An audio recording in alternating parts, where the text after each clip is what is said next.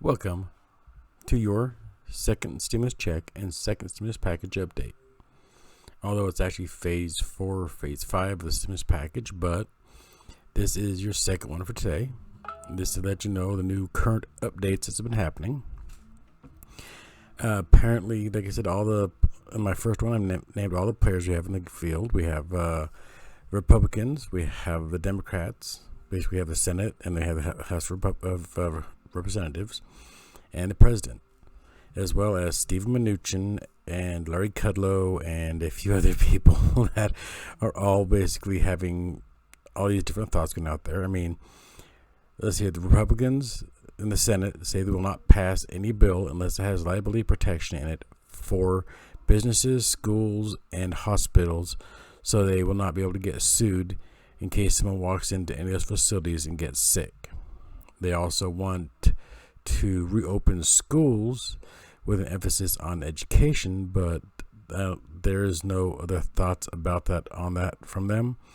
Whereas the Democrats, or should we say Nancy Pelosi, since she's the spokeswoman of the Democrats, is also wanting to open up the schools as well, but she's going to put a $480 billion package in place to clean up the schools and making sure they're safe for the children, the students, and the faculty.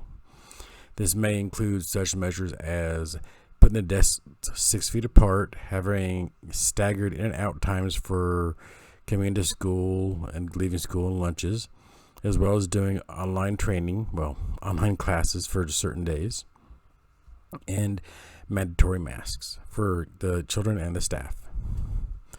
And then we have the President of the United States, Donald Trump, who says that he will not pass any bill unless it has, payroll deduction tax, which basically says that for people that are making wages right now, they'll be able to earn more money in their paychecks because they'll have a bit more of deductions coming out of a lot less deductions coming out of their paychecks, so the paychecks will be bigger. But we also have the stimulus packages out, the stimulus check ideas out there. If I remember correctly, we have the current one from the HEROES Act, which is $1,200, one-time stimulus payment. And then we also have a few other ideas out there. We have one that's a $2,000 payment. We also have another one out there. There's a $2,000 recurring monthly payment for a year. Then we have another $2,000 retroactive recurring payment for a year with an additional 12 months at $1,000. And then we have a $4,000, Travel America tax credit from Donald Trump. And then we also have another $4,000, I can't remember exactly what it's called, it's some sort of tax credit from the Republicans. And then, let's see here, I know there's another tax credit out there, I can't remember exactly what it is.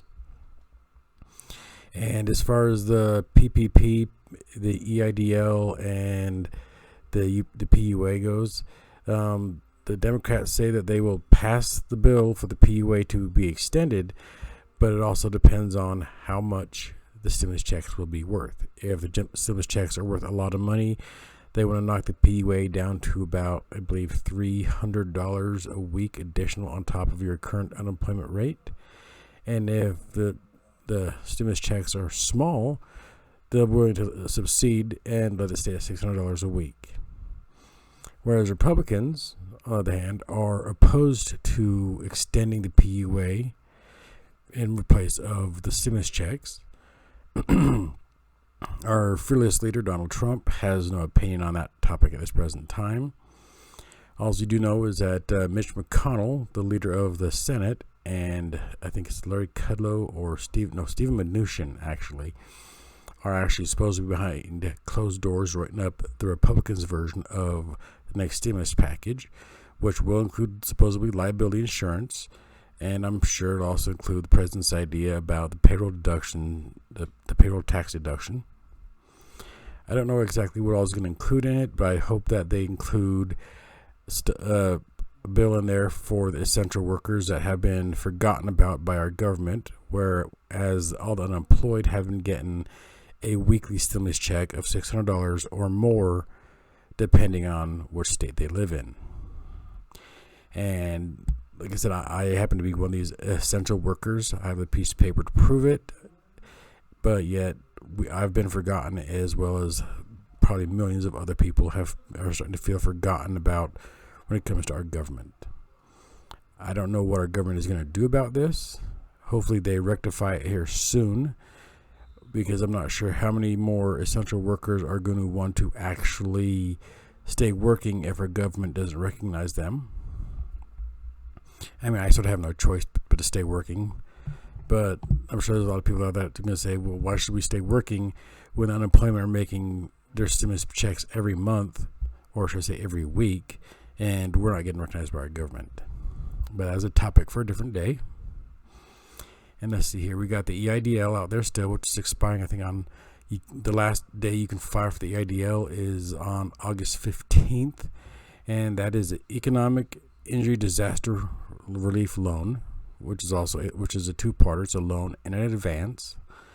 The loan you have to pay back. The advance you do not. That's actually a forgivable loan, or a grant, basically.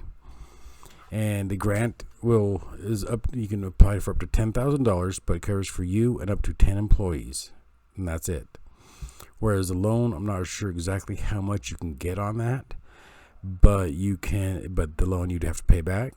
And then we got the PPP, which is the Paycheck Protection Plan, which, from what I've read, you could apply for anywhere from $350,000 up to $2 million.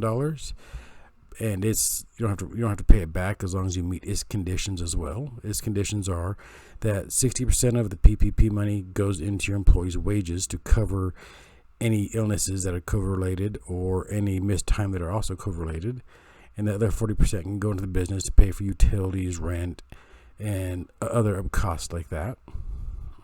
Then we got the PUA, which I would discuss is the pandemic unemployment assistance, or the enhanced unemployment assistance, and that is going to expire the end of this month as well. I think the last payday for most people will be on the 25th.